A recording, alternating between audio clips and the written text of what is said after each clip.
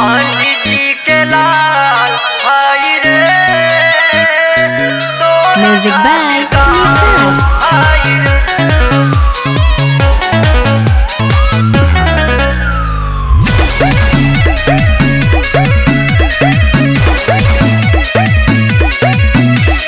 जिलावा में हाई रंगदार रे लेके घूमेली गली में हथियार रे। ए बाबू सुन, जिलावा में हाई रंगदार रे लेके घूमेली गली में हथियार रे। कर दे हम इशारा तब बवाल होई रे।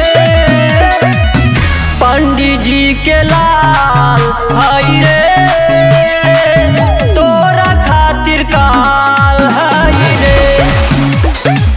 पंडित जी के लाल भाई रे तोरा खातिर काल है रे। समझ ले बाबू, पंडित जी के लाल भाई रे तोरा खातिर काल है रे।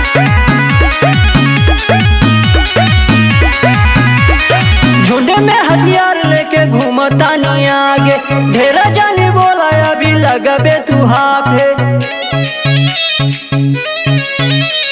झुंड में हथियार लेके घूमता नहीं आगे, ढेरा जानी बोला अभी लगबे तू हाफे। लगबे तू हाफे बूझ मत अनाड़ी बेमिसाल है रे।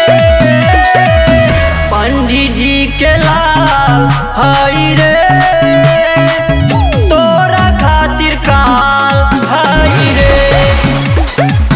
पंडित जी के लाल है रे तोरा खातिर काल है रे।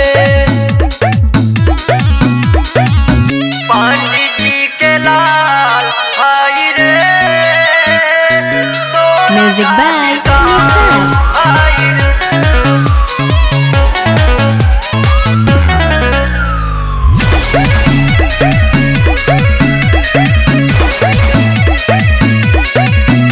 प्रवेशवा के देख ले कहाँ रंगदारी, बोला बेजे ढेर त देह बया भारी। बोला बेजे ढेर त देह बया भारी। प्रवेशवा के देख ले कहाँ रंगदारी, बोला बेजे ढेर त देह बया भारी। मंसूरी के खातिर जान है रे। पंडित जी के लाल है रे